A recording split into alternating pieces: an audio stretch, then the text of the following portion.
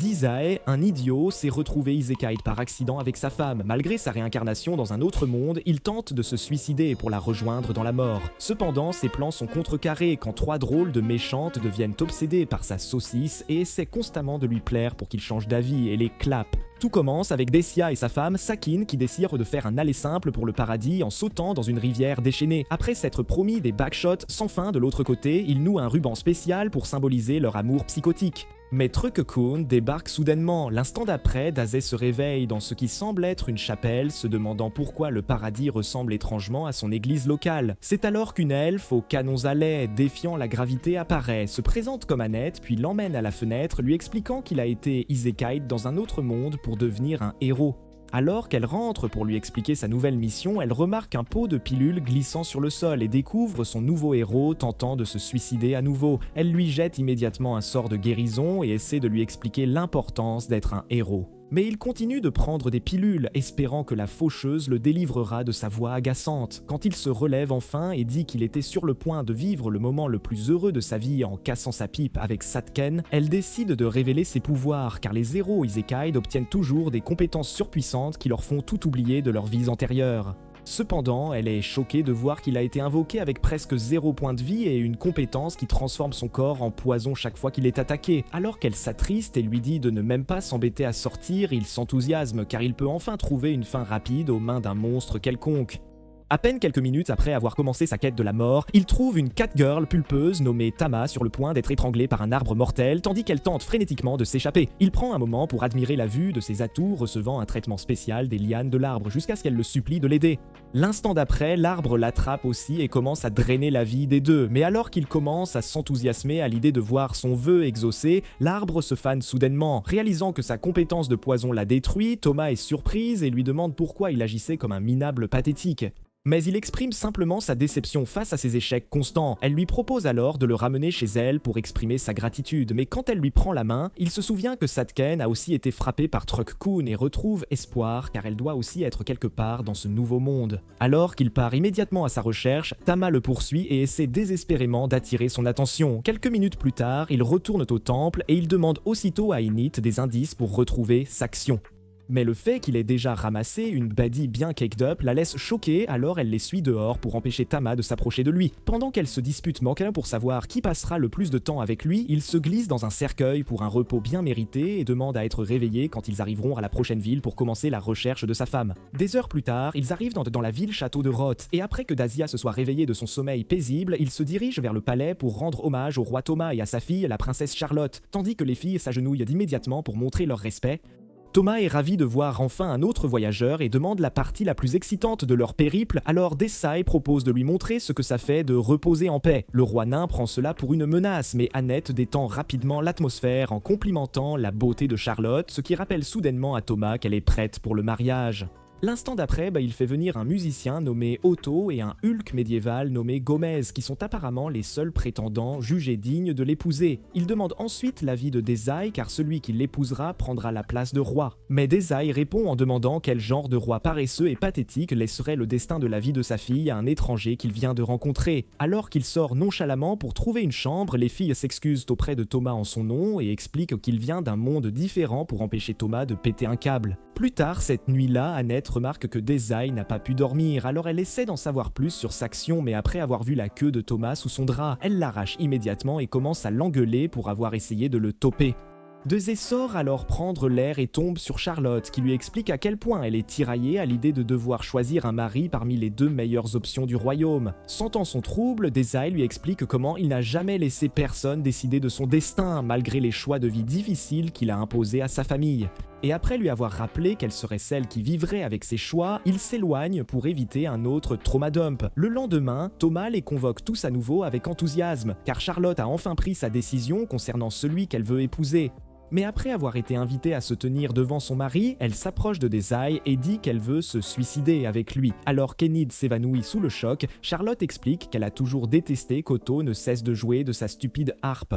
tandis que Gomez sent le ton périmé sous toute cette armure. En entendant cela, Thomas essaie de l'arrêter, mais elle lui crie dessus pour n'avoir jamais considéré ses sentiments et dit qu'elle ne reviendra pas sur sa décision de casser sa pipe avec Xai. L'instant d'après, Gomez retire son armure et révèle qu'il est en fait un minotaure envoyé pour capturer leur nation pour le seigneur démon. Il commence alors à tabasser tous les chevaliers présents, tandis que Tama essaie désespérément de le réveiller. Après que les débris de la bataille les aient presque tous les deux éliminés, elle attaque aussi Gomez mais se fait fendre le crâne par ses cornes d'acier. C'est alors que Dazai lui demande de bien vouloir exaucer le souhait de Charlotte en les envoyant tous les deux au paradis, et alors qu'il charge joyeusement pour les détruire, Charlotte commence à réaliser que la vie vaut vraiment la peine d'être vécue. Au moment où elle dit à Dazai qu'elle veut vivre assez longtemps pour inaugurer une nouvelle ère de paix dans leur royaume, il la repousse pour savourer seul le doux baiser de la mort. Cependant, Anit se réveille enfin et brise le crâne de Gomez avec un puissant bouclier avant que Thomas ne le projette dans le lac.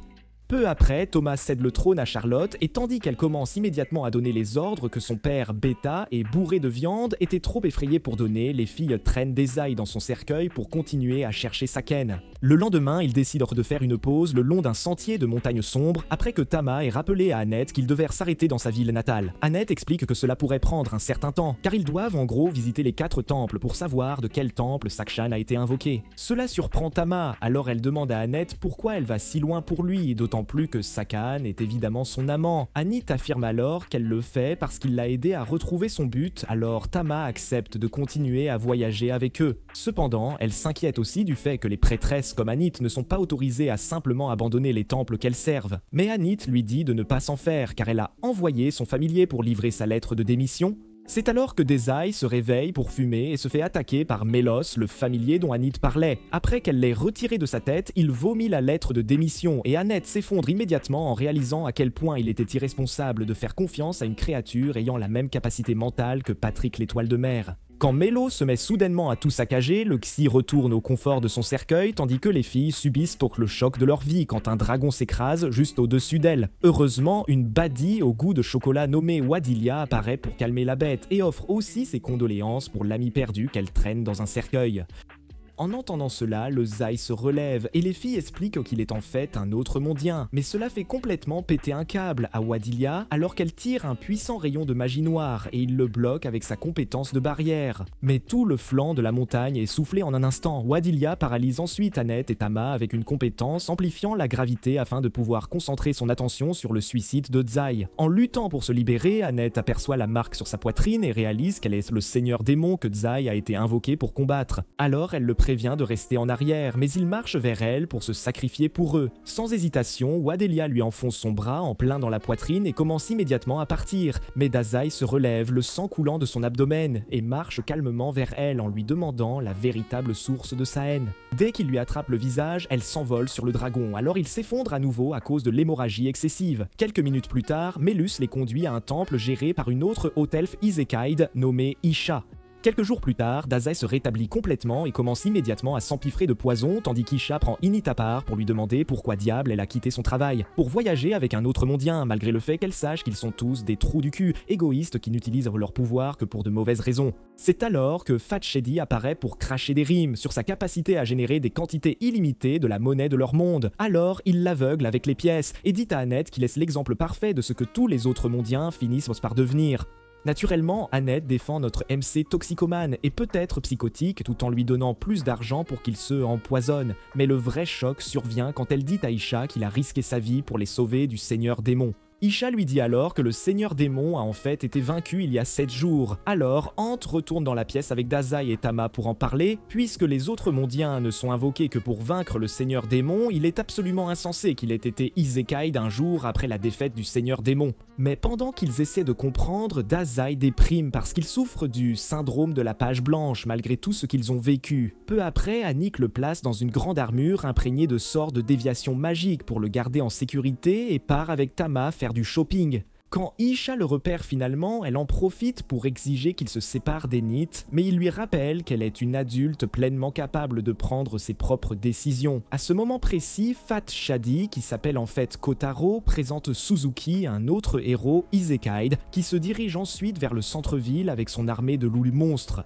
Suzuki commence alors par annoncer la bonne nouvelle de la disparition du roi démon, ce qui excite les habitants jusqu'à ce qu'ils décident de prendre le contrôle de la ville en tant que nouveau souverain. Alors que les habitants commencent à murmurer entre eux, Kotaro aperçoit Init et affirme que c'est elle qui l'a attaqué, alors Suzuki s'approche pour utiliser ses pouvoirs sur elle. Alors qu'il lui frotte doucement les cheveux, sa conscience se retrouve piégée dans une cage mentale, ce qui fait que son corps se soumet entièrement à sa volonté. En voyant cela, Kotaro glace Suzuki. Botama l'attrape immédiatement et exige de savoir ce qu'ils viennent de lui faire. Après qu'il ait expliqué qu'Anit est essentiellement devenu son animal de compagnie sans esprit, elle essaie de l'attaquer, mais Suzuki utilise le même pouvoir sur elle. Isha décide alors de faire sa grande entrée et dit à Suzuki de renoncer à essayer de prendre le contrôle de la ville car ses habitants ne la livreraient jamais à un tyran. Il envoie ensuite ses loups incendier la ville et décide d'établir un château dans l'église d'Isha. Peu après, toute la ville s'embrase et tandis que les loups continuent de semer la destruction dans chaque rue, Tom retourne auprès de Dzai et essaie désespérément de le sortir de l'armure jusqu'à ce que le casque l'assomme.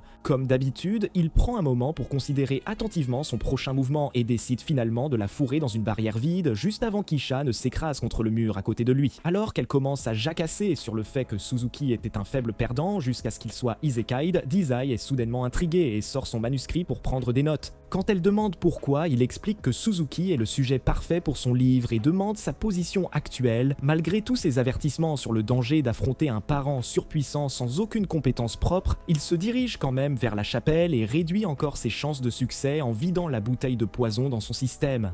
Une fois à l'intérieur, il demande à Suzuki un peu de son temps pour pouvoir commencer à écrire le roman, et quand Kotaro demande s'il essaie de cimenter son héritage en faisant un conte intemporel de victoire. Il explique que c'est plus comme un documentaire montrant ce qui se passe quand un loser à faible testostérone goûte au pouvoir. En entendant cela, Suzuki envoie ses loups attaquer Dazai. Alors Isha commence à les combattre seul et finit par être repoussé tandis que Dazai continue d'écrire comme si de rien n'était. Cela enrage encore plus Suzuki, alors il ordonne aux loups de les réduire en miettes. Mais après qu'ils aient tiré des boules de feu, le casque qui a assommé Tama dévie soudainement chaque explosion vers Suzuki. Il s'avère que Melus a enfin trouvé un moyen d'être utile, mais après que Dazai le remercie pour son aide, Suzuki décide de sortir l'artillerie lourde et envoie son loup gardien spécial pour planter ses crocs mortels dans Dazai. Cependant, il se fane immédiatement à cause de la forte concentration de poison dans son corps, alors Fat Shady s'enfuit pour se sauver tandis qu'Isha donne à Suzuki une dernière chance de se rendre, au lieu de prendre le L humblement. Il envoie Annette contre eux, alors Isha bloque sa première attaque et suggère de battre en retraite puisqu'ils ne peuvent pas la combattre. Desai lui dit alors d'avoir un peu plus confiance en Ninette et marche juste devant sa lame tout en lui demandant si elle va vraiment laisser Suzuki gagner. Quand elle attrape soudainement le couteau de sa deuxième main et le retire de lui, Suzuki perd la tête et lui ordonne de l'achever, mais elle se souvient alors d'avoir vu le visage glacial de Dazai pour la première fois et se poignarde dans la cuisse avant de s'effondrer dans ses bras. Alors qu'Isha se précipite pour l'aider à se relever, Suzuki est submergé par la peur en réalisant que sa seule compétence est désormais inutile. Alors il attrape le couteau pour en finir, mais Daze l'arrête et lui demande son histoire d'origine afin qu'il puisse terminer le livre. Bien qu'il ait failli se faire dessus, Suzuki décide de lui raconter toute sa vie déprimante à l'école où il était constamment harcelé au point de souhaiter la mort. Comme il était un bêta sans colonne vertébrale jusqu'à la moelle, il ne pouvait même pas supporter l'idée de le faire lui-même. Mais heureusement, Truck-kun est apparu au moment où il a touché le fond et l'a envoyé à Isha qui lui a ensuite expliqué ses pouvoirs et sa nouvelle vie de héros. Au début, il était excité d'avoir enfin une sorte de pouvoir, mais quand les hommes bêtes locaux ont commencé à le harceler parce qu'il ne venait pas de leur monde, il a décidé d'accepter l'obscurité dans son cœur et a commencé à utiliser ses pouvoirs pour le mal. Après l'histoire d'origine extrêmement ennuyeuse, il admet à Suzuki qu'il est toujours un faiblard sans colonne vertébrale qui ne pourrait même pas être un vrai méchant. Alors, Dazai termine le roman sur cette note et active soudainement un portail sous lui. Il dit ensuite à Suzuki que bien que son histoire soit intrigante, elle n'est certainement pas digne d'être appelée un chef-d'œuvre. Et après qu'il soit renvoyé dans le monde normal, Daz s'effondre sur le sol pour réfléchir à la façon dont il peut retrouver l'inspiration. Quelques minutes plus tard, Isha lui procure un nouveau cercueil. Mais avant qu'il ne parte, elle prend Hineta à part et lui dit de se préparer à une vie dangereuse avec lui, car son véritable but pourrait être de combattre d'autres héros qui ont été isekai'd. À ce moment-là, les loups de Suzuki ont commencé à quitter le village et Tama a enfin retrouvé sa lucidité. Alors ils partent, tandis que Suzuki réussit à trouver un emploi dans le monde réel. Tôt le lendemain, Isha arrive au temple central pour une réunion avec d'autres évêques et rencontre un autre elfe nommé Wolf qui la qualifie alors de chanceuse parce qu'elle vit dans une ville remplie de demi-humains respectueux tandis que lui doit faire face à des nains malodorants chaque jour. C'est alors qu'un autre évêque nommé Elton entre et dit à Wolf de ne pas discriminer les espèces, surtout parce qu'il est le seul elfe qui se vante d'être un ivrogne. Wolf lui répond immédiatement pour avoir agi comme s'il était supérieur, mais le cardinal Miller entre alors et dit à Wolf d'arrêter pour qu'il puisse commencer la réunion. Cependant, dès qu'il s'installe pour la réunion, une autre évêque elfe nommée Afria apparaît et s'excuse d'être en retard tout en essayant de se ressaisir. Une fois assise, elle se présente comme la remplaçante d'Annette et commence par un rapport formel de tout ce qui s'est passé dans sa région. Après qu'Elton et Wolf aient également fait des rapports sur leur région, Aisha explique tout ce qui s'est passé avec Suzuki mais les assure que la situation est de nouveau sous contrôle. En entendant cela, Miller explique que la réunion a en fait été convoquée pour qu'ils puissent discuter de la prochaine ligne de conduite après la défaite du Seigneur Démon. Il leur dit en outre que le pape a choisi de sceller tous les portails utilisés pour invoquer des héros de l'autre monde, et cela les excite initialement tous, car ils n'auront plus à faire face à des sales gosses odieux comme Suzuki et Fat Shady. Cependant, Miller les avertit immédiatement de ne pas se sentir en sécurité tout de suite, car les 7 héros qui ont vaincu le Seigneur Démon ont en fait pris le contrôle de son château en tant que nouveaux dirigeants pour aggraver les choses. Ils envoient également une déclaration au pape promettant de transformer leur monde en utopie en conquérant chaque ville et temple qui n'est pas encore sous leur contrôle, tandis que Miller et les autres essaient de trouver un moyen de combattre les héros qu'ils pensaient autrefois les sauver tous. Isha repense au moment où Desai a renvoyé Suzuki dans le monde normal et leur raconte ce qui s'est passé. Juste au moment où ils sont tous excités d'entendre les détails, le pape entre par le portail, alors ils s'agenouillent tous pour montrer leur respect. Mais il leur dit de sauter les formalités, car il veut aussi entendre parler de Desai. Pendant ce temps, les filles viennent d'arriver dans une nouvelle ville avec Desai toujours endormi dans son cercueil. Et alors qu'elles essaient de trouver une auberge pour passer la nuit, un garçon local nommé Nur apparaît soudainement et propose de partager des conseils importants pour les aider dans leur voyage. Quelques minutes plus tard, ils trouvent un endroit pour s'asseoir. Alors Nur propose de les aider à trouver un héros qui leur servira de garde du corps et d'assistant aussi longtemps qu'elles le souhaitent. Cela les excite naturellement, mais quand il exige les frais de scolarité universitaire moyens comme tarif habituel, Thomas lui dit de ne pas s'en faire. Mais Annette lui remet immédiatement l'argent, tandis que Thomas commence à demander pourquoi elle donnerait bêtement autant d'argent. Nir essaie de les influencer avec un discours sur le fait que leur ami mort est probablement inquiet de leur manque de sécurité. Mais alors, Desai se réveille et explique qu'il est bien vivant. L'expert en vente en herbe manque de fer dans son froc, mais il attrape rapidement l'argent et promet de venir les trouver à l'auberge avant de s'enfuir.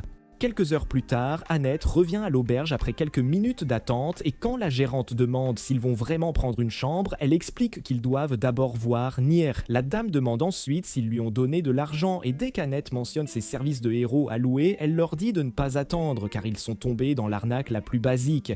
En entendant cela, le corps d'Annette est sous le choc alors qu'elle réalise son manque total de bon sens, alors Tamal l'aide à se calmer. Après que Dazai demande à la dame comment elle savait si facilement que Ner est un escroc, elle leur dit que c'est la seule chose qu'il fait pour vivre depuis qu'il est arrivé en ville, car il n'a ni parents ni modèle à suivre. À peu près au même moment, Nur serre son épée alors qu'il se prépare à se reposer pour la nuit, mais il est soudainement enlevé et se réveille dans un cabanon abandonné où 3 hommes étalent tout l'argent qu'il a gagné pour le partager entre eux. Quand il promet de faire attaquer ses amis héros, il révèle leur pouvoir et les traite de stupides de penser qu'ils pourraient utiliser leur nom pour arnaquer les voyageurs. Alors que leur chef s'apprête à utiliser son arc infusé de magie pour percer le cerveau de Nir, Dizai le redirige vers un colosse de supermarché et les blâme d'avoir donné à des garçons comme Nir le faux espoir qu'ils ont envers les héros. À ce moment-là, le deuxième escroc scanne les compétences de Desai et est terrifié en voyant son IMP augmenter rapidement, mais ils essaient toujours de riposter jusqu'à ce que Desai leur demande gentiment de lui tirer la flèche en plein cœur. Il s'enfuit rapidement, le cœur sur le point d'exploser de peur. Alors Desai se tourne vers Nir et lui dit de garder son regard innocent actuel avant de partir et de l'abandonner dans le cabanon. Le lendemain matin, les filles se préparent à achever le reste du voyage vers le pays natal de Thomas. Mais quand Nir apparaît soudainement pour aider, Thomas exige un remboursement. Il leur dit ensuite de ne pas s'inquiéter car il peut toujours tenir sa promesse en servant de guerrier intrépide. Alors Tama le fait traîner le cercueil de Daz jusqu'à ce qu'il atteigne enfin son pays natal. Après qu'elle leur dise de ne pas s'inquiéter du poste de contrôle car elle est un peu célèbre, ils sont immédiatement encerclés par de nombreux gardes armés. Peu après, Annette éclate en sanglots dans une cellule tandis que Nur remarque qu'ils n'ont même pas gardé Tama au même endroit qu'eux et se demande quel crime elle a bien pu commettre. Pendant qu'Annette continue de paniquer, Desai commence à fantasmer sur toutes les manières dont on pourrait le faire disparaître. Alors Nir décide d'être l'adulte responsable et s'apprête à forcer la serrure. En voyant cela, Desai demande pourquoi il essaierait d'interférer avec ses rêves de douce libération par la mort. Mais juste au moment où Nir demande un peu de respect pour ses compétences, les gardes arrivent pour les emmener. Quelques instants plus tard, ils entrent dans la salle du trône et un furbol parlant nommé Briard leur dit de se préparer à la punition avant que le roi sibérien ne promette de les faire souffrir pour avoir enlevé sa princesse. En entendant cela, Anit commence à supplier et jure qu'elle n'a aucune idée de ce dont il parle, avant que Thomas n'entre soudainement habillé comme une princesse Disney et dise à Sibérien qu'ils sont tous innocents. Après qu'elle explique tout ce qui s'est passé depuis le jour où elle a rencontré Desai, Sibérien refuse toujours de les libérer et dit qu'elle doit promettre de s'engager pleinement dans sa vie de princesse du royaume. Il lui rappelle en outre comment était sa mère, alors elle accepte ses conditions et dit à Annette qu'elle ne peut plus voyager avec eux avant de partir. Peu après, la bande trouve un restaurant pour manger, alors Nurse commence à commander tout le menu pendant qu'Annette essaie de le maîtriser. Après avoir aussi dit à Dazey d'arrêter de se gaver de pilules, elle se souvient de toutes les fois où elle a agressé verbalement Tama et commence à prier pour qu'il ne l'exécute pas vraiment. Juste à ce moment-là, une serveuse nommée Fawn arrive pour prendre leur commande, mais elle est curieuse de la façon dont Enid décrit Tama. Alors elle se présente et explique qu'elle a déjà servi Tama au palais. En entendant cela, Desai demande chaque détail sur la vie de Tama, et quand Enid lui rappelle qu'elle est de la royauté, il prétend que cela ne lui fait aucune différence, alors Fawn accepte de tout leur raconter. Pendant ce temps, Tama vient de rentrer dans sa chambre pour se reposer pour la nuit, mais en regardant par la fenêtre, elle remarque une silhouette humaine juste au-dessus de la salle du trône et regarde, choquée, une grande bouche monstrueuse mordre soudainement un énorme morceau du bâtiment. Sibérien et ses chevaliers se précipitent immédiatement à l'intérieur et rencontrent Kbara, un héros qui dit ensuite qu'il a très longtemps eu envie du goût des hommes chats. Après avoir également affirmé faire partie des héros qui ont vaincu le roi démon, il demande les meilleurs hommes chats de la nation pour pouvoir les grignoter. En entendant cela, les chevaliers de Sibérien lancent une attaque contre lui, seulement pour finir par lui servir d'apéritif, alors qu'ils crachent nonchalamment leurs os et demandent à Sibérien les dames, puisque leur chair sera évidemment plus tendre. Sibérien retire son armure et jure de s'assurer qu'il paiera pour ses crimes. Cela excite Kbara, alors il envoie la bouche du monstre contre lui, mais Sibérien l'esquive facilement et frappe Kbara avec une compétence éclair qui lui grille les entrailles, ou plutôt le chatouille car Kbara se met soudainement à rire. Sibérien recule immédiatement et décide d'utiliser son mouvement ultime, mais alors Tama apparaît et réalise que Kbara est le même gars qu'elle a vu il y a quelques minutes, alors elle propose son aide, mais Sibérien lui dit d'oublier ça car elle ne sera jamais comme le prince Léon. De retour, Faon explique comment le prince Léon s'entraînait pour devenir le plus grand guerrier de la nation avant qu'un glissement de terrain ne l'envoie, lui et leur mère, de l'autre côté. Leur mort inattendue a plongé Sibérien dans une profonde obscurité pendant très longtemps, alors Tama a finalement coupé ses cheveux et a décidé de s'améliorer dans l'espoir de devenir assez forte pour suivre les traces de Léon. Cependant, cela a fini par créer une énorme discorde entre elle et Sibérien, alors elle a quitté la nation pour vivre selon ses propres règles. De retour dans la salle du trône, Sibérien vient de supplier Tama de rester loin de Kbara, mais elle lui dit d'arrêter de sous-estimer ses compétences et se suspend dans les airs comme une vraie guerrière. Kbara envoie immédiatement sa bouche monstrueuse pour la digérer, mais Sibérien la pousse hors du chemin et perd son bras dans l'action. Au lieu de finalement réaliser à quel point elle est vraiment stupide et faible, Tama décide de tenter exactement le même mouvement à nouveau, alors Briard l'assomme et s'échappe. Kbara décide alors de se concentrer sur la recherche de son prochain repas, mais exprime sa déception car il avait vraiment hâte de goûter les gâteaux de Thomas. Au moment où Briard trouve Dazai et explique tout ce qui s'est passé, Kbara perce soudainement un trou dans la salle du trône et présente Sibérien à ses citoyens avant de promettre de les épargner tant qu'ils lui présenteront toutes les plus belles dames pour son dîner. Un des hommes locaux refuse immédiatement cela, alors Kbara le digère en premier et décide de tous les utiliser comme son buffet à volonté. Il commence à essayer de s'échapper, seulement pour rencontrer les démons qu'il a postés à chaque sortie de la nation. Alors que la folie s'intensifie, Desai décide d'arrêter d'écrire et prend la main de Thomas pour lui dire que ce n'est absolument pas le moment d'abandonner. Quelques minutes plus tard, elle se souvient de la dernière conversation qu'elle a eue avec sa mère et se réveille chez Fawn. Alors elle sort en courant et rencontre tout le monde déjà en attente à la porte. Après qu'ils expliquent la situation actuelle, elle essaie de retourner se battre, mais alors Enid lui rappelle que toute la nation a pleuré quand Léon et sa mère sont morts, avant de dire qu'elle est le dernier symbole d'espoir que la nation possède. En entendant cela, Desai lui dit de rester en arrière et part avec Anitenir pour affronter Kbara. Quelques instants après, il rencontre deux augures à l'entrée du palais, et après que Desai demande à être mangé par Kbara, les deux augures prennent une minute pour discuter de ce qu'il faut faire avec cet homme clairement psychotique avant de les jeter tous en cellule. Comme d'habitude, Anit panique, alors Desai leur dit de ne pas s'inquiéter avant de demander à Nir de forcer la serrure à nouveau. À peu près au même moment, Brouya réalise que Tama est partie se battre à nouveau, et pendant qu'il lui souhaite bonne chance, elle projette un des ogres sur le trône et se prépare à affronter Kbara de nouveau. Un jour, il y a quelques années, Thomas s'est faufilé sur un arbre pour observer une des séances d'entraînement au combat de Sibérien avec Léon. Mais cela s'est terminé rapidement car Léon était encore incroyablement faible. Pendant qu'il essayait de se ressaisir, Brouillard a dit à Sibérien d'essayer une approche différente car Léon avait toujours été doux. Mais Sibérien a refusé et a insisté pour le rendre aussi fort que possible car il finirait par prendre le trône. Juste à ce moment-là, il a remarqué Tama et quand elle a demandé à s'entraîner avec eux, il l'a réprimandée pour avoir regardé et lui a ordonné d'aller prendre le thé avec des animaux en peluche comme toutes les autres princesses. Quelques minutes plus tard, elle était de retour dans sa chambre, se plaignant à sa mère qui a alors décidé de lui faire un discours. De retour dans la salle du trône, Sibérien lui dit de partir mais elle l'ignore comme d'habitude, alors Kabar promet de savourer chaque bouchée avant de lui lancer le cadavre du démon.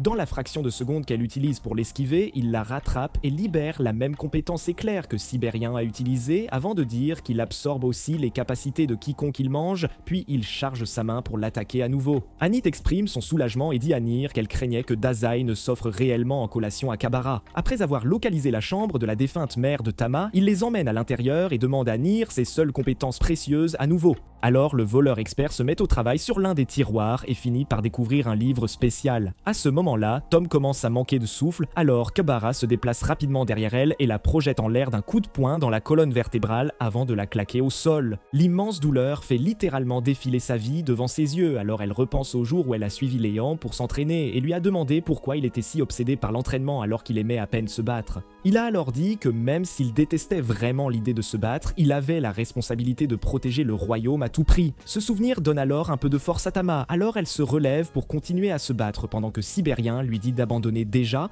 Quand elle refuse, Kepara la regarde et est excité de la digérer car il n'a jamais eu une princesse aussi savoureuse pour le dîner auparavant. Alors qu'il perd la raison dans l'extase, il se souvient à quel point la vie était déprimante quand il n'était qu'un enfant riche gâté de 2 parents milliardaires. Après des années à obtenir tout ce qu'il voulait, il en est arrivé à un point où il était désespéré de ressentir quelque chose de différent. Alors il a décidé au hasard d'attaquer une des femmes de chambre avec une fourchette. Malheureusement, son plan de la manger pour le petit déjeuner a échoué et ses parents ont rapidement payé pour nettoyer son désordre comme toujours. Cependant, cela n'a fait qu'accroître le vide qu'il ressentait. Alors il a quitté la maison et a passé la nuit à attaquer un sans-abri au hasard avant que Truck-kun ne décide qu'il serait le héros parfait pour Zober. Après cette leçon d'histoire plutôt ennuyeuse, il se décide à l'ajouter à sa collection de repas exotiques. Mais juste au moment où la bouche monstrueuse s'approche d'elle, Dazai apparaît et la fige soudainement dans les airs. Cela surprend Kebara car personne ne l'a jamais empêché de manger auparavant, alors il exige de savoir qui est Dazai à ce moment-là et il lui dit d'abandonner et de se rendre pour être puni car Dazai peut facilement le renvoyer à son état d'enfant riche déprimé.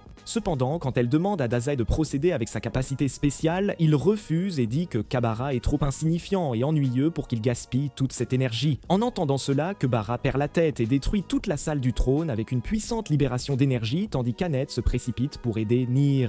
Tama commence à regretter ses actions et est convaincue qu'elle est la cause de toute cette destruction. Alors qu'elle éclate en sanglots, Dazai la saisit par l'épaule et lui tend un livre avant de dire que son histoire de vie triste et douloureuse était assez intéressante pour déclencher son excitation. Et au moment où elle ouvre le livre, ses pouvoirs s'activent, alors Annette invoque son bouclier pour protéger Nier des retombées de la bataille. En voyant cela, Kebara commence à marcher vers Tama, alors Dazai explique rapidement qu'elle n'était jamais destinée à choisir entre être une princesse ou remplacer son frère comme nouveau prince guerrier. Elle avait toujours été destinée à une vie d'aventure, mais le traumatisme de perdre la moitié de sa famille, associé à la pression d'aider son père en deuil, l'a empêché de réaliser la vérité. Malgré tout cela, Thomas reste confuse, alors Desai lui rappelle cette dernière conversation qu'elle a eue avec sa mère. À l'époque, la Palma avait juste remarqué à quel point elle était impatiente de rejoindre les séances d'entraînement avec Léon, alors elle a dit à Tama de vivre sa vie comme elle l'entendait et a promis de parler à Sibérien s'il refusait de l'accepter. Alors qu'elle se souvient enfin du genre de personne qu'elle veut être, la compétence de Desai débloque une capacité spéciale que Sibérien reconnaît comme le blason de la bête divine. Lors d'une des séances d'entraînement privées de Léon, il y a des années, le blason s'est activé pour la première fois, mais Tama lui a dit de le cacher à Sibérien à cause de la haine qu'il avait de l'idée qu'elle se batte. Et bien qu'il fût là, écoutant tout, il a décidé de garder le silence à ce sujet. Pendant qu'il commence à regretter toutes les fois où il l'a retenue, Dazai est excité de finalement la dévorer de l'intérieur et affirme que rien ne peut l'arrêter, simplement à cause de sa puissance. L'instant d'après, Tama charge et déchaîne une combinaison mortelle qui brouille ses cellules cérébrales avant d'utiliser le blason de la bête divine pour faire imploser chaque organe de son corps. Après qu'il s'effondre, elle s'évanouit aussi. Alors Annette se précipite pour la soigner pendant que Sibérien récupère le journal de l'Apama auprès de Dazai et le remercie d'avoir guidé Tama. Alors qu'il se dirige ensuite vers le corps de Kebara, Briar le rejoint et dit que la bataille n'est pas encore terminée avant que Kebara ne se réveille avec un nouveau corps monstrueux. Initialement, il est aussi confus par le fait qu'il ait survécu à l'attaque, mais ensuite il se souvient avoir mangé le corps du roi démon vaincu et commence à ressentir une excitation furieuse alors qu'il sent le pouvoir déferler en lui. Dazai et les autres se préparent immédiatement au pire, mais sa tête est soudainement tranchée par Waldalia. Malgré cela, Kibara reste en vie et essaie d'expliquer à quel point son père était bon, alors elle incinère sa tête avec une puissante explosion avant de repérer Dazai et d'exiger de savoir comment il a survécu. Quand il demande si elle se sent enfin mieux, elle promet de le tuer la prochaine fois qu'ils se rencontreront et s'envole sur son dragon. Quelques jours plus tard, la ville commence enfin à ressembler à ce qu'elle était avant l'attaque, alors Annette se prépare à partir avec Dazai et Nyr. Fawn leur dit alors que Tama a décidé de rester au palais pour aider Sibérien à diriger le royaume. Mais à ce moment précis, Sibérien entre dans sa chambre et lui dit de partir avec eux. Après avoir dit qu'il n'avait absolument pas besoin de l'aide d'une prétendue forte tête pour gouverner le royaume, il lui dit d'aller faire ce qu'elle a toujours voulu faire. Alors elle arrache la robe royale et promet de revenir plus tard. Dès qu'elle part, Briar rejoint Sibérien dans la pièce et lui demande pourquoi il ne pouvait pas simplement admettre son amour pour elle. Et pendant qu'il défend sa masculinité, elle rattrape Dazai et Wanit à Nyr. Quelques jours plus tard, il s'approche d'un arbre d'une taille inhabituelle et Tama commence immédiatement à jacasser sur le fait que c'est le plus grand arbre de leur monde pour montrer à Dazai qu'elle est plus qu'une simple garde du corps, tirant un cercueil. Cependant, Nyr la distrait, alors Annette prend le relais et explique soigneusement chaque détail de la petite ville paisible située au pied de l'arbre. Avec des demi-humains qui dédient leur vie à adorer l'arbre-monde après que Tama l'attaque, ils marchent vers la petite ville et sont choqués de trouver un casino rempli de fous furieux et de toxicomanes. Dazai est d'abord excité de se retrouver à nouveau dans un environnement potentiellement mortel, mais ensuite ses pilules s'épuisent. Alors il essaie désespérément de trouver une autre source de poison pendant que les filles décident de retrouver le maire. Quelques minutes plus tard, elles trouvent le vieil homme en charge de la ville. Alors les filles demandent ce qui s'est passé et il explique soigneusement comment un groupe de héros est arrivé il y a quelques mois et a transformé la ville en un haut lieu pour les joueurs et les toxicomanes. Il leur montre aussi une feuille de l'arbre-monde et demande leur aide car l'arbre a récemment cessé de les bénir à cause de tous les abus. Juste à ce moment-là, un héros nommé Yamada se présente avec la promesse de sauver la ville, mais les filles se mettent immédiatement sur la défensive et se préparent à un combat. Après qu'il se dirige vers le maire et leur assure qu'il veut seulement aider à réparer les dégâts causés par ses compagnons héros, Annette est excitée de travailler avec lui et demande à Dazai son avis, mais le toxicomane est déjà parti chercher sa dose. Alors que son corps se remet lentement de l'apport constant de stimulants, sa dépression monte en flèche, mais alors il remarque l'odeur de drogue venant d'une grotte et se dirige avec enthousiasme pour rejoindre les délinquants locaux. Une fois là, il demande un peu de ce qu'il fume, seulement pour recevoir une visite surprise d'une méchante qui semble avoir été sculptée par un dieu amateur d'intrigue. Quelques minutes plus tard, elle l'emmène dans un bar et lui demande pourquoi il était à la grotte.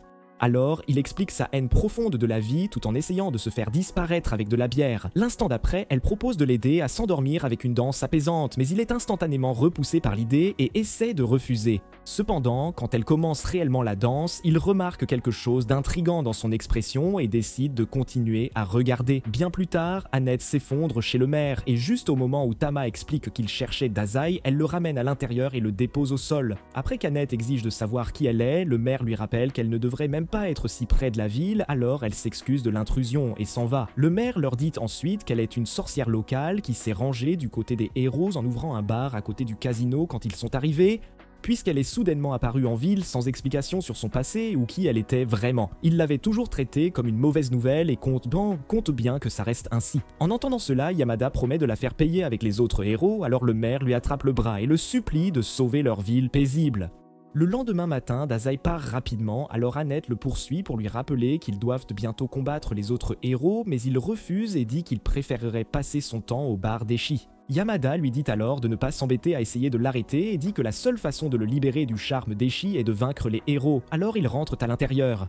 Peu après, Daz remercie Esh pour la danse privée et quand elle demande s'il a entendu parler des rumeurs, il lui dit de ne pas s'en inquiéter car il adore être en danger de mort. Après qu'elle fasse une prière à l'esprit de l'arbre-monde pour lui donner protection, il devient curieux à ce sujet. Alors elle explique la légende locale qui prétend que l'esprit résidant dans l'arbre-monde descendra pour donner la paix aux faibles. Quand elle suggère de prier l'esprit de l'arbre pour la sécurité, il demande pourquoi elle ne suit pas son propre conseil car il pouvait dire qu'elle était extrêmement triste pendant la danse la nuit dernière. À ce moment-là, un voyou nommé Sabu fait irruption, exige des boissons et menace Yunela à propos des 3 minables qui ont enlevé Nyr car ils lui doivent de l'argent. Après leur fuite, Sabu s'installe à une table avec le propriétaire du casino et lui explique que leurs bénéfices sont en baisse. Le patron décide donc d'initier les deux demi-humains au monde du jeu et du tabac. En entendant cela, Izzy s'approche avec leur boisson et rappelle au patron qu'il avait promis de ne pas toucher aux habitants en échange de l'argent de protection qu'elle lui versait.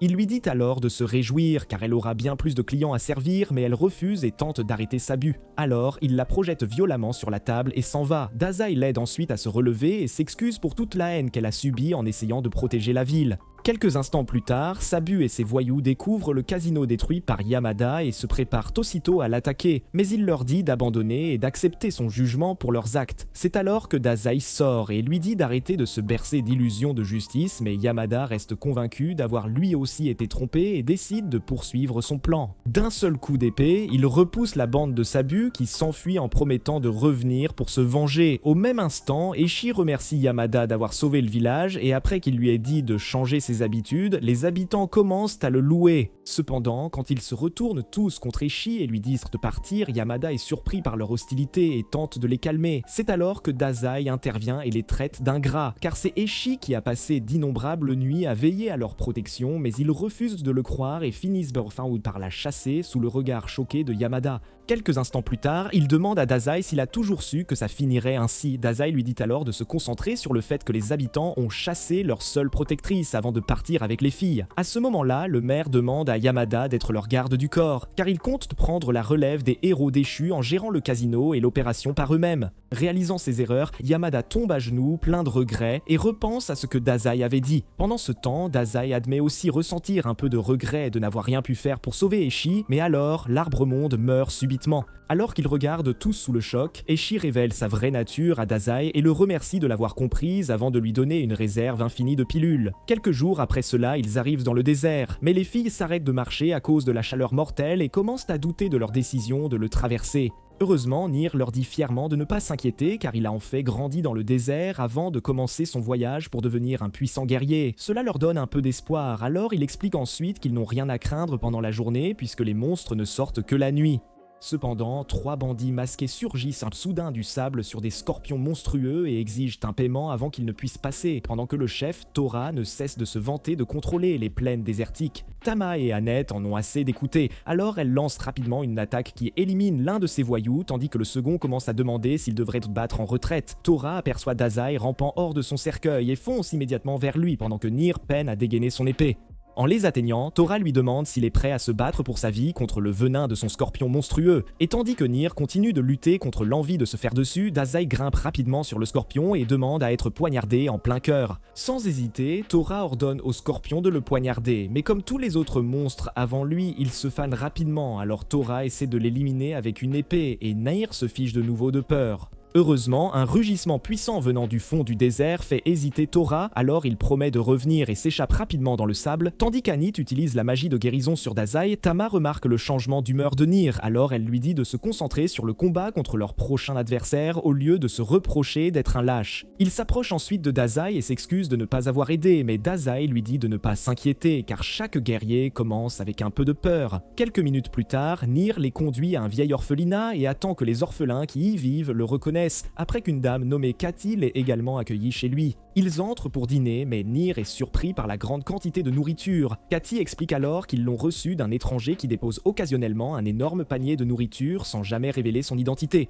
Quand les orphelins demandent soudain à Nier s'il a atteint son objectif de devenir un héros, il se fige un instant avant d'affirmer qu'il est plus proche que jamais, puisqu'il est maintenant dans un groupe avec un héros. Au lieu d'accepter calmement le mensonge, ils demandent à rencontrer le héros, alors Nier pointe Dozai qui le nie et dit qu'il n'est qu'un auteur. Malgré cela, il lui demande quand même ses histoires héroïques, ou alors il commence à décrire la plus déprimante qu'il ait jamais écrite, jusqu'à ce que Cathy le supplie d'arrêter. Peu après, Cathy les couche pour la nuit, mais Nier et les filles entendent alors le même rugissement qu'avant et lui demandent si elle en sait quelque chose. Cathy explique alors qu'un loup affamé terrorise la région et les met en garde contre les sorties tardives, sans savoir que Dazai est déjà sur le site de la récente attaque du loup. Plus tard, Tom réveille Nier d'un coup de poing et il finit par voir une ombre se déplacer autour de la maison, alors il prend son épée et sort pour prouver qu'il a du courage. Une fois dehors, il tombe sur un homme d'apparence faible nommé Saito qui promet alors qu'il ne veut aucun mal et commence à ranger les aliments qu'il avait dans un panier. En voyant cela, Nier réalise qu'il doit être le bienfaiteur anonyme mentionné par Cathy, alors il l'aide à ranger la nourriture et lui demande pourquoi il ne se joint pas à eux pour le dîner.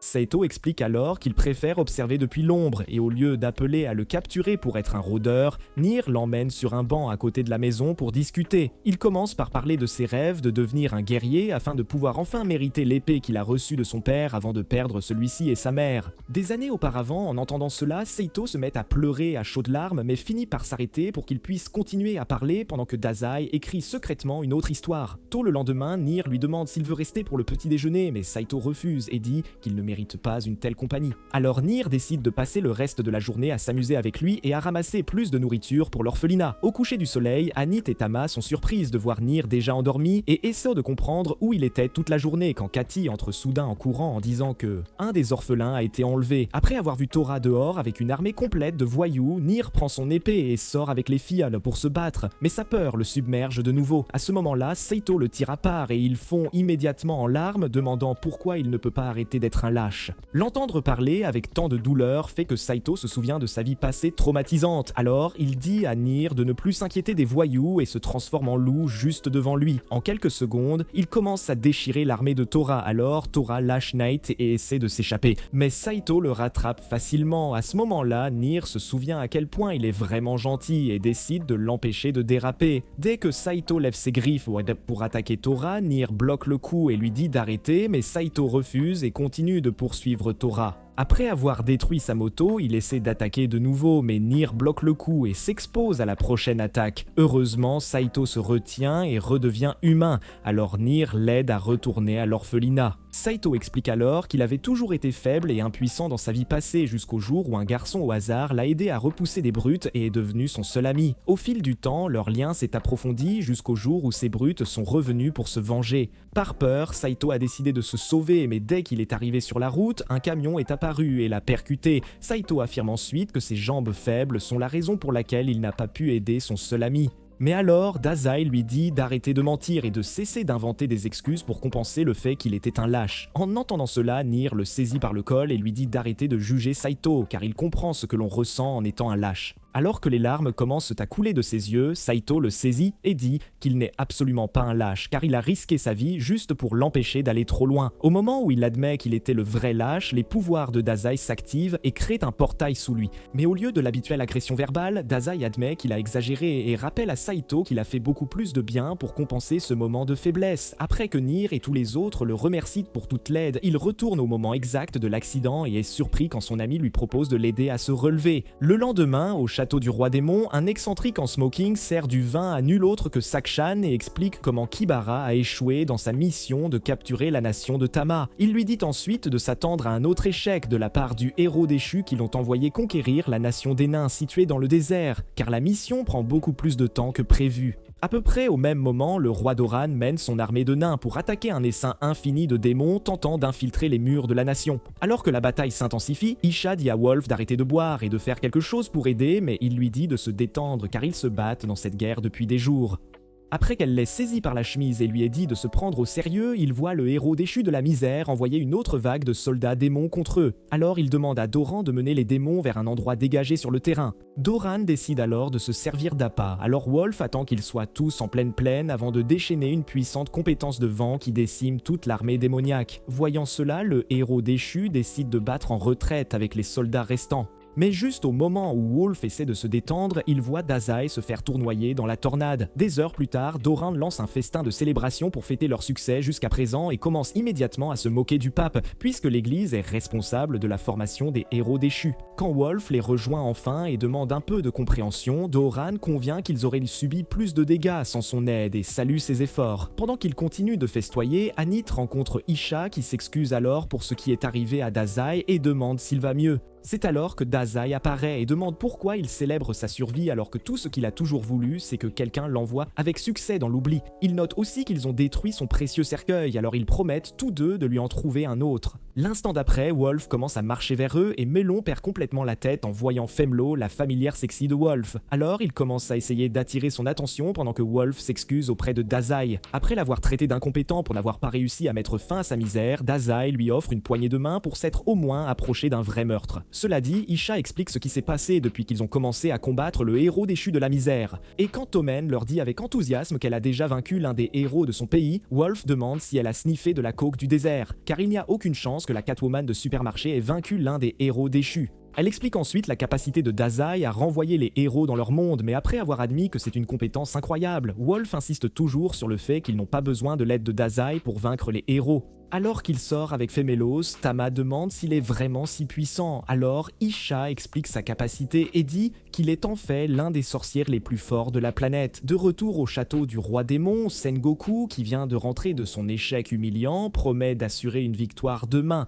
Mais l'ambassadeur en smoking lui dit de ne pas s'inquiéter car il prévoit d'envoyer une fille nommée Yuriko pour s'occuper de Wolf. Plus tard, Dazai emmène Melos se promener et remarque à quel point il est contrarié, alors il lui demande si c'est à cause de la familière sexy de Wolf. Après que Melon l'ait admis, Dazai lui dit de profiter de la douleur mais décide finalement de l'aider à la retrouver. Heureusement, il trouve un groupe de méchants essayant désespérément de passer un bon moment avec Wolf et sa familière, mais il refuse l'offre pour s'occuper de quelque chose de personnel. Alors qu'il s'apprête à partir, Melon se fâche de nouveau, alors Dazai lui dit de ne pas s'inquiéter et se met à suivre Wolf jusqu'à ce qu'il atteigne une vieille maison au cœur de la ville. Après avoir frappé et s'être attristé du refus de la dame de lui parler, Dazai réalise qu'il y a bien plus à Wolf qu'un ivrogne surpuissant. Alors il décide de partir car il serait irrespectueux d'écouter ce qui semble être un moment très privé. Le lendemain, la bataille reprend, alors Wolf retourne au tour pour offrir son soutien à Doran et à ses hommes. Ils sont d'abord excités à l'idée de gagner de nouveau jusqu'à ce qu'un dragon apparaisse dans le ciel et incinère la plupart de leurs soldats en quelques secondes. Alors que le dragon tourne au-dessus de leur espace aérien pour une deuxième attaque, Wolf se prépare à utiliser sa compétence, mais Doran le prévient d'être prudent car la personne qui le monte est différente de Sengoku. Malgré cela, Wolf insiste sur le fait qu'ils ne sont pas de taille face à lui jusqu'à ce que Yuriko s'approche suffisamment et l'appelle maître. Dans un moment de choc, il lâche son bâton alors elle le capture rapidement et paralyse Isha avant de s'envoler. Des heures plus tard, Doran perd la tête alors qu'ils luttent tous pour faire face aux conséquences de la perte de leur plus puissant combattant offensif. Dazai remarque aussi Femelos boudant sur une table mais au lieu de se plaindre comme les autres, il emmène Melon avec lui pour rencontrer la dame à qui Wolf parlait et reçoit le choc de sa vie quand elle ouvre la porte. Au même moment, Yuriko arrive au temple du désert avec Wolf et ses subordonnés se précipitent immédiatement pour se battre pour lui, alors elle déchaîne la magie noire sur eux. Pendant ce temps, Isha dit à tous les autres que Wolf avait autrefois une passion pour l'enseignement des héros avant qu'un certain incident ne le transforme en l'alcoolique qu'ils détestent tous. Après que Doran ait dit qu'il n'avait pas assez de soldats pour le sauver, Tama et Anit proposent de s'en occuper puisqu'elles ont déjà vaincu l'un des héros déchus. L'instant d'après, Dazai entre avec une personne âgée qui semble s'être échappée de la maison de retraite. Au matin, Nir et les filles remercient Doran pour l'équipement de haut niveau que ces hommes ont préparé pour leur mission, et quand Dazai demande pourquoi ils n'ont pas fait ce qu'il avait demandé, il explique que les instructions étaient trop complexes. C'est alors que Tora apparaît pour rencontrer les filles, alors Tama se prépare à se battre, mais il s'excuse immédiatement pour tous les problèmes qu'il a causés et dit qu'il veut seulement les aider à traverser le désert. Elles sont surprises par cette gentillesse soudaine et lui demandent comment il compte les faire traverser. Alors il attaque un tigre bête innocent et utilise sa capacité pour le transformer en bus scolaire. Cependant, après que Nir et les filles soient entrées, il repousse Dazai pour avoir tué son scorpion de compagnie et s'en va. Dazai dit alors à Melos d'accepter qu'il ne rendra pas sa fille heureuse de sitôt, mais alors la vieille dame lui saisit soudain le bras et dit qu'elle doit parler à Wolf, alors il décide de trouver un autre moyen.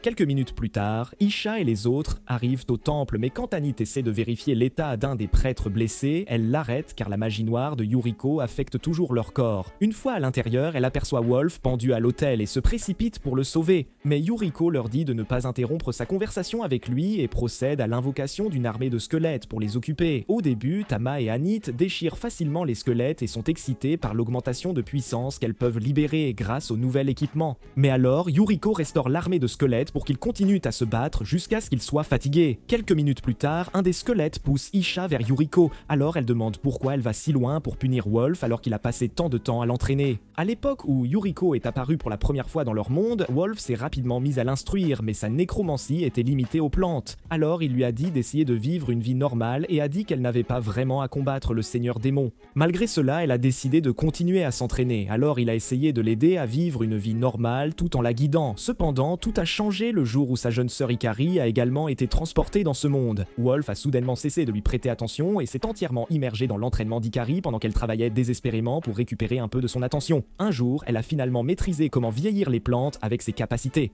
Alors elle s'est précipitée à l'intérieur pour lui montrer, seulement pour l'entendre exulter d'excitation en appelant Ikari la héroïne dont leur monde avait toujours eu besoin. À ce moment-là, ses vrais pouvoirs se sont éveillés et ont consumé Ikari, tandis que Wolf a été soudainement submergé par la culpabilité et est resté à genoux pleurant.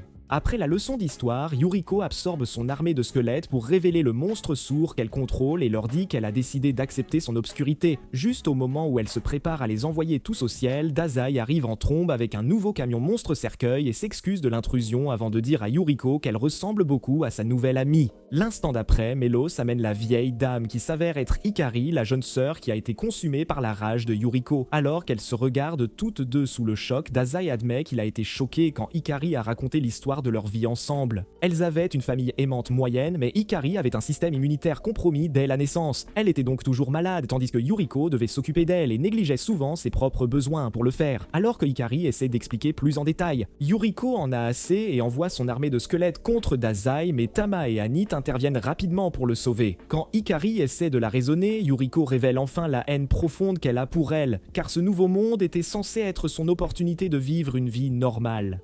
Juste au moment où elle reproche à Ikari de le lui avoir volé, Dazai s'approche et lui demande ce qu'elle voulait vraiment, mais elle s'énerve et envoie le démon de la mort contre lui. En voyant cela, Wolf pousse Dazai hors du chemin et reçoit une vilaine coupure qui vieillit la moitié de son corps entier, mais il parvient tout de même à rester conscient juste pour s'excuser de ne pas avoir prêté attention à ses sentiments. C'est alors que Dazai lui dit de se taire et d'arrêter de chercher la pitié pour qu'il puisse se concentrer. Il s'approche ensuite de Yuriko, alors elle envoie plus de squelettes pour l'attaquer. Cette fois, il encaisse le coup et réduit enfin la distance entre eux avant de lui demander de nouveau ce qu'elle veut vraiment. Le jour où elle a été transportée dans ce monde, Ikari était malade comme toujours et leur père était tellement obsédé par sa santé qu'il n'a même pas réalisé que c'était le jour de la remise des diplômes de Yuriko. Après des heures à veiller sur Ikari comme toujours, Yuriko a décidé d'aller se célébrer elle-même car leur père n'était toujours pas rentré du travail. Mais quand elle est enfin rentrée et a appris que la santé d'Ikari s'était subitement dégradée pendant son absence, leur père l'a giflée, la traitant d'égoïste de ne penser qu'à elle. Ce fut la goutte d'eau qui fit déborder le vase, brisant son âme, alors elle a quitté la maison cette nuit-là et a fini sur la liste noire de Truck-kun. Après avoir raconté cette histoire, Yuriko s'effondre soudainement en larmes et admet qu'elle est toujours la même sœur aînée, jalouse qu'il y a des années, mais Dazai lui relève le visage et lui dit qu'il n'y a rien de mal à vouloir être remarqué.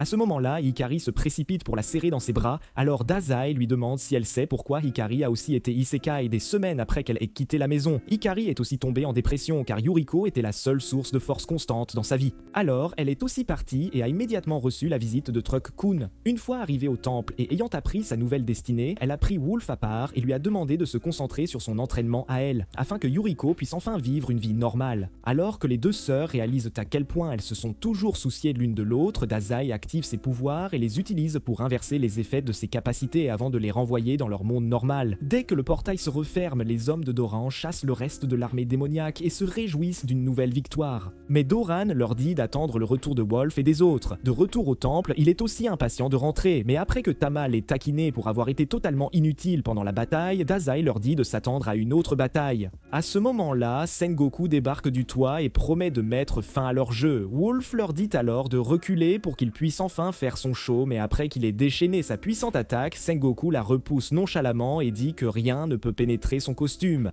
En entendant cela, Tora essaie d'utiliser ses pouvoirs, mais une puissante barrière le met à terre, alors Tama charge pour utiliser la même compétence qui a vaincu Kebara. Une fois de plus, Sengoku bloque l'attaque, mais il invoque ensuite son épée pour couper Tama en deux. Cependant, alors qu'il essaie d'attaquer, Nier se précipite pour le bloquer et brise complètement l'épée de Sengoku. Cela surprend le héros soi-disant invincible, mais il reconnaît l'épée et dit à Nier de travailler ses compétences avant de partir. Quelques heures plus tard, Doran lance une autre fête de célébration, mais pendant qu'ils se goinfrent tous, Sakin se dirige lentement vers la ville. À peu près au même moment, Dazai emmène Melos chercher sa copine, mais après qu'il l'ait invitée avec un magnifique bouquet de fleurs, elle le rejette brutalement. Dazai l'emmène ensuite faire une promenade et lui explique la nature cruelle des rencontres, jusqu'à ce que Sakin passe juste devant lui après s'être assuré qu'il est toujours éveillé. Il l'appelle et se précipite pour lui expliquer comment il a passé tout ce temps à la chercher avant de lui demander si elle est prête à sauter avec lui. Il l'emmène ensuite à une fenêtre et s'enthousiasme à l'idée de enfin réaliser leur vœu de mort ensemble, mais elle s'éloigne soudainement de lui et dit qu'il est différent de la nuit où ils ont essayé de sauter dans la rivière. Il affirme immédiatement que rien n'a changé quant à son désir de passer dans le monde des esprits avec elle, mais elle insiste sur le fait fait qu'il semble plus vivant que jamais. À ce moment-là, Niir et les filles arrivent, et quand elles lui demandent ce qu'il a fait, Sakin dit qu'il a définitivement trouvé quelque chose de mieux que la mort avant de s'éloigner. Il essaie rapidement de l'arrêter à nouveau, mais elle disparaît pratiquement. Alors il reste là, regardant sous le choc, tandis qu'Annette réalise qu'elle est la fille qu'il a cherchée pendant tout ce temps. Le lendemain, ils rendent tous visite à Roto, le forgeron qui a créé leur nouvel équipement, et après l'avoir remercié, Annette essaie de prendre des nouvelles de Dazai, mais il commence soudainement à ingérer toutes les pilules de sa bouteille jusqu'à ce que son corps atteigne ses limites. Pendant qu'il continue de délirer, Niir interroge Roto sur l'épée et apprend qu'elle possède une capacité spéciale que l'on croyait autrefois perdue. À ce moment-là, Dazai démarre son camion-cercueil et s'en va avec l'espoir que cela mettra enfin fin à sa douleur, alors ils se précipitent tous pour le sauver. De retour au palais du roi démon, Sengoku explique ce qui est arrivé aux serveurs du palais avant que Sakin ne revienne de bonne humeur et leur dise avec enthousiasme que Dazai a le pouvoir de changer le monde, pendant qu'ils s'assoient tous pour discuter des prochaines étapes de leur plan. Niir et les filles se retrouvent dans une nouvelle ville et sont frustrées car elles n'ont aucune idée où aller ensuite. Heureusement, un homme du coin apparaît et explique qu'elles sont dans la dernière ville traversée par le plus grand héros de leur monde alors qu'il allait vaincre le précédent seigneur démon. Il montre aussi la statue du dit seigneur démon vainquant Godzilla, mais quand Tama demande pourquoi il semble que ce soit lui qui soit vaincu, il explique comment un fou dans un cercueil propulsé par un V8 l'a ruiné en le traînant dans le tunnel devant elle. En réalisant que c'est Dazai, elles essaient aussi d'entrer, mais il les arrête et dit que Dazai finira par sortir, car le tunnel mène à une forêt interdite où se trouve la reine des fées. La seule personne dont on dit qu'elle y est entrée était le plus grand héros, et il n'y est parvenu qu'en survivant aux 3 épreuves du tunnel. Alors qu'elles sont convaincues là que Dazai est trop brisé et délirant pour gérer n'importe quelle épreuve, il traverse facilement les 3 sans même s'en rendre compte et est aspiré dans un portail qui le dépose sur les seins colossaux de la reine Obris. Dès qu'elle se présente, 2 fées apparaissent et lui ordonnent de montrer son respect en descendant de sa poitrine, mais il les ignore pour ramasser ses pilules. Solilu essaie immédiatement d'attaquer, mais Obris lui dit d'attendre et demande à Dazai de choisir entre le pouvoir ultime et la confiance en ses compagnons. Quand il refuse les deux et demande qu'on mette fin à sa misère, Solilu perd les pédales. Ilulu dit rapidement à Obris qu'elles ont peut-être fait une erreur en le laissant entrer dans la forêt. Malgré cela, Obris reste convaincu qu'il y a quelque chose de spécial chez lui, car Echen ne donnerait pas ses bénédictions à n'importe quel homme. Elle demande alors comment Echen l'a béni, alors il explique la réserve infinie de pilules et est frustré d'être toujours sollicité pour sauver leur monde, alors que tout ce qu'il a toujours voulu était d'expérimenter la douce libération de la mort avec Sakin.